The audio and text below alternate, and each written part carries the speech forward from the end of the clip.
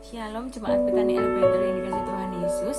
Pagi hari ini kita mau belajar bersama-sama bagaimana kita mempunyai telinga seorang murid. Kita buka dulu di dalam Yesaya 50 ayat 4b. Saya bacakan buat jemaat sekalian. Setiap pagi ia mempertajam pendengaranku untuk mendengar seperti seorang murid. Seorang murid atau telinga seorang murid itu adalah telinga yang mau mendengar. Mendengar bukan hanya apa yang menyenangkan hati kita, apa yang kita sukai, ataupun mendengar hal-hal yang menurut kita itu sesuatu yang membuat kita happy, tapi mendengar di sini adalah mendengar kadang hal-hal yang tidak kita sukai, kadang hal-hal yang malah membuat kita itu rasanya aku kok dikoreksi.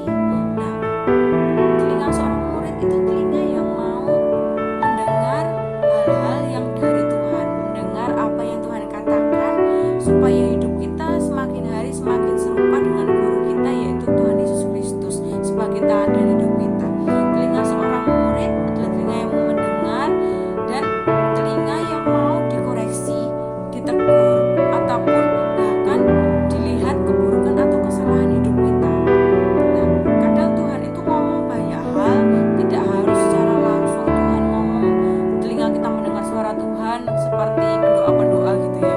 Tapi kadang Tuhan itu ngomong lewat banyak orang di sekeliling kita, orang-orang terdekat kita. Kadang mungkin gembala kita ketika sedang khotbah di mimbar, ataupun kadang dengan firman Tuhan yang kita dengar secara tidak langsung di radio atau dimanapun. Banyak hal Tuhan bisa pakai untuk Tuhan ngomong ke hati kita. Nah, di sini dikatakan kalau Tuhan itu mengasah pendengaran kita setiap pagi. Tuhan mengajar kita mendengar kita setiap pagi. Jadi ketika pagi-pagi kadang kita bangun secara tidak sengaja, kok jam 3, jam setengah 2 gitu ya. Nah, itu jangan-jangan Tuhan pengen ngomong, Tuhan pengen mengasah pendengaran kita. Apakah kita mau mendengar apa yang Tuhan mau katakan lewat firman Tuhan ataupun lewat penyembahan, ada suatu rema dalam hati kita seperti itu. Kita buka dulu di dalam ayat 33 ayat 13 sampai 14. Ayat 33 ayat 13 sampai 14.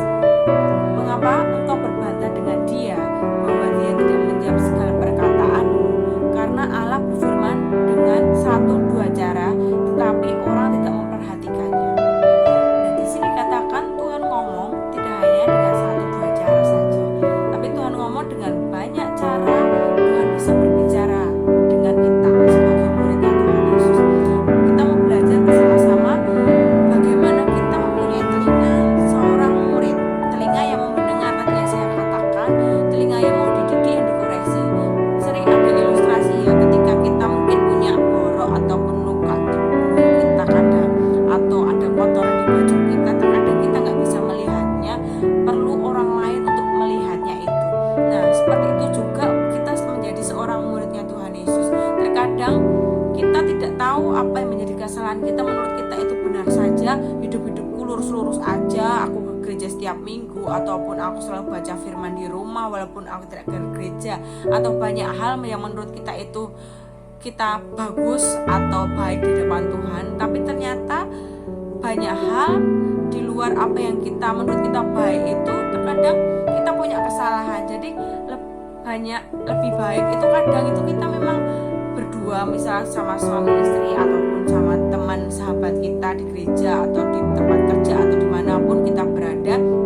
Kadang kita perlu namanya dikoreksi ataupun dinasihati, kadang kita dididik gitu ya. Supaya apa? Supaya kita tahu bahwa kadang kesalahan-kesalahan itu tidak kita sadari secara langsung, tapi ternyata itu menurut orang lain itu ternyata sesuatu yang menyakitkan gitu. Kadang ngomong kita pun atau apapun lah yang kita lakukan terkadang